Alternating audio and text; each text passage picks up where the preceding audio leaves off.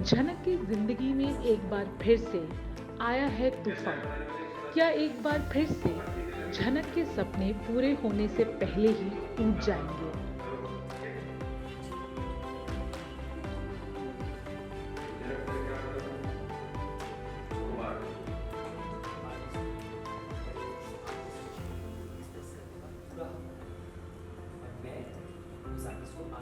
Slow Dolly, look at him, कितना cooperative बेचारा। झनक के आने वाले एपिसोड में आप देखेंगे कि कैसे बाकी स्टूडेंट्स को ये बात पसंद नहीं आती कि झनक, जो कि एक चाय बनाने वाली है, उसे ऑडिशन राउंड क्लियर हो गया है और कैसे अब वो कंपटीशन में पार्टिसिपेट करने वाली है। प्रोड्यूसर्स भी आके यही कहते हैं कि या तो झनक शो में एज अ कंटेस्टेंट पार्टिसिपेट कर सकती है या फिर वो नौकरी कर सकती है। झनक, जिसको पैसे की बहुत ज़रूरत है, गुरुजी से रिक्वेस्ट करती है कि वो ये नौकरी नहीं खो सकती क्योंकि उसे इस जॉब की सख्त ज़रूरत है।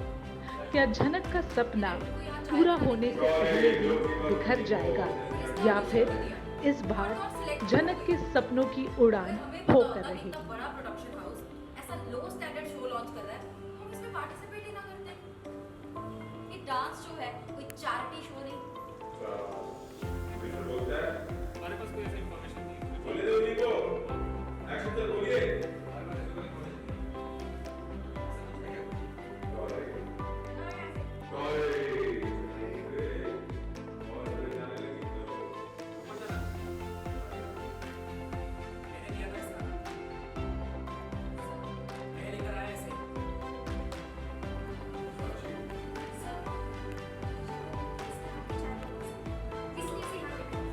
लेकिन ये लड़की अचानक से वहाँ पे स्टेज पे परफॉर्म कर रही है।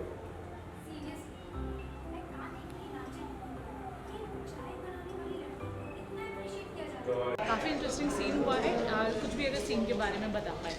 आज सीन चल रहा है जहाँ पे झनक जो है वो ऑडिटोरियम से बाहर निकलती है after winning the audition round, after clearing the audition round. और वहाँ पे सारे जो मेकर्स हैं इस डांस रियलिटी शो के, जो कि इस शो में दिखाया जा रहा है, उनको जो स्टूडेंट्स हैं वो जाके भड़का रहे हैं कि आपने किसको सिलेक्ट कर लिया, ये लड़की हमारे लेवल की नहीं है, एक्सेट्रा एक्सेट्रा। आपने साफ़ सफाई वाली को ले लिया है, चाय बनाने वाली को ले लिया है। तो वहाँ पे गुरुजी आते हैं कि आप इनकी डांस की कला देखिए, आर्ट देखिए, इसका टैलेंट देखिए और उसी से जज कीजिए और उसी से जज करके आपने इसको सिलेक्ट किया है। तो दैट्स इट, शी सिलेक्टेड। तो बहुत सारा अग्रेसिव माहौल था आज का। तो झनक के साइड से मैं खड़ा हुआ था और बाकी सब हमारे ऑपोजिट, यानी कि मेकर्स जो थे वो रियलिटी शो के, वो हमारे ऑपोजिट थे। सारे जो मेरे खुद के स्टूडेंट्स थे वो सारे ऑपोजिट थे।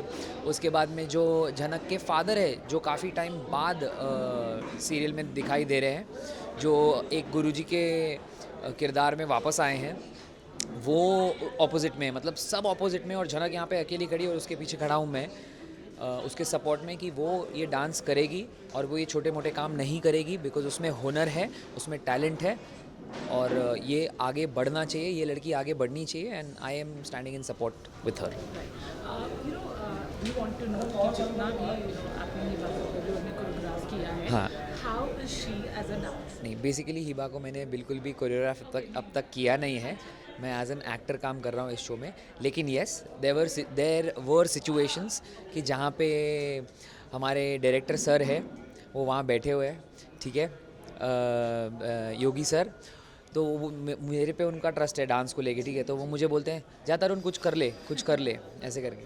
तो फिर एक दिन ऐसा सिचुएशन आया था कि जहाँ पे मुझे हिबा को थोड़ा सा एक चंक सिखाना पड़ा था।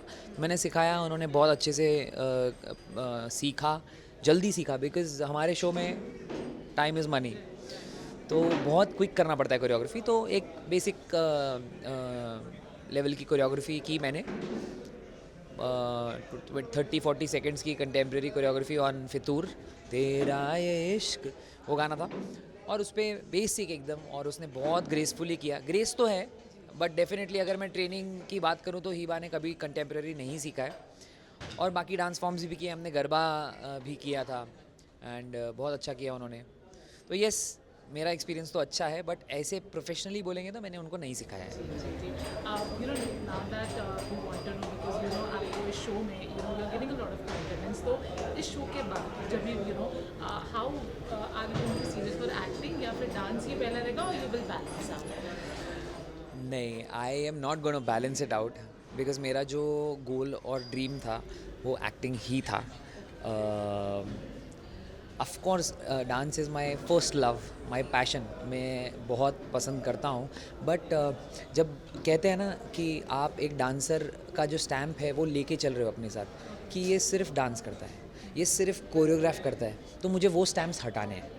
नहीं, वो मेरा पैशन है, वो मेरा काम है, वो मेरा काम था, और वो अगर मुझे करना है तो I can do it. But मुझे बेसिकली एक्टिंग मेरा जो है वही गोल था, मेजर गोल, बचपन से ही.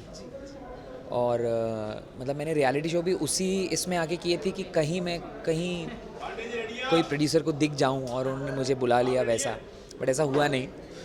तो मैं रियलिटी शोज़ करता गया. Dancing is definitely my first passion, और कोरियोग्राफी से भी मैं बहुत कुछ सीखा हूँ, मैंने सिखाया है, अपना नॉलेज बांटा है एक दूसरे के साथ में हमने. एंड येस, डेस्टिनी मुझे डांस करवाती गई, और अभी डेस्टिनी ही है, भगवान ही है जो मुझे मेरे गोल्स की तरफ लेके जा रहा है. Thank you so much. बस यही बोलूँगा कि एज एन एक्टर मुझे देखिए, मुझे प्यार दीजिए. As a dancer and choreographer तो आपने बहुत दिया है, उसी तरीके का अभी भी लव एंड सपोर्ट बनाए रखिए. And keep me in your love and prayers so that I perform better. And thank you so much. मैं बहुत सारे यूट्यूब पे वीडियोस देख रहा हूँ, इस शो के से लेके बहुत सारे वीडियोस आ रहे हैं, और सारे कमेंट्स मैं पढ़ता हूँ, और तारीफ़ ही मुझे मिल रही है, क्योंकि डेफिनेटली एक पॉजिटिव कैरेक्टर भी है मेरा. और इसी तरह दुआ करूँगा कि बनाए रखिए आपका सपोर्ट एंड लव. एंड आगे और किरदार निभाता रहूँगा. जब भी मौका मिलेगा I will make sure that I am entertaining you guys somehow और द अदर. तुमने तो सिर्फ नौकरी की बात की थी, डांस की तो कोई बात नहीं हुई थी ना. नौकरी मिलने के बाद हमें पता चला कि तुम्हें डांस ऑडिशन में पार्टिसिपेट किया, वो भी हमारे परमिशन के बिना. डांस के लिए तो तुम्हें अपॉइंट नहीं किया गया ना, तुम्हें डांस करने के लिए हायर नहीं किया है. और का सर बोलते हैं तुमने क्या ये किया है कि मैं यहाँ पे ऑडिशन दे रही हूँ, तुम्हें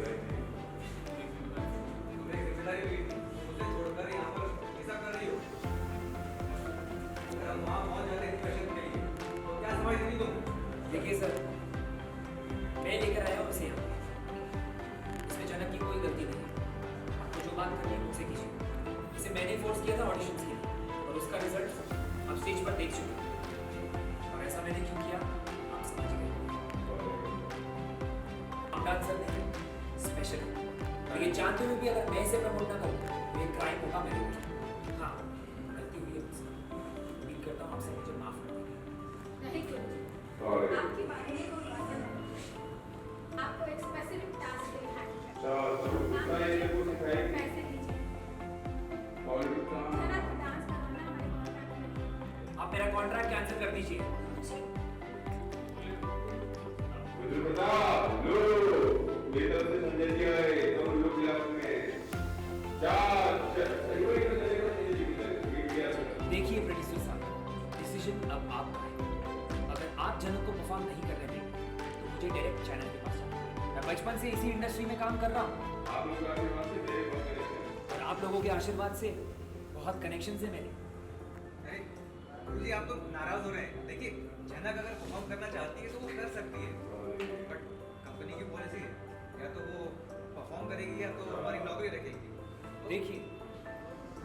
देखिए मैं आपसे पहले ही कह चुका हूँ कि जनक अब मेरे साथ काम करेगी, मुझे असिस्ट करेगी, ना कि आपकी नौकरी करेगी. राइट जनक? चले आप.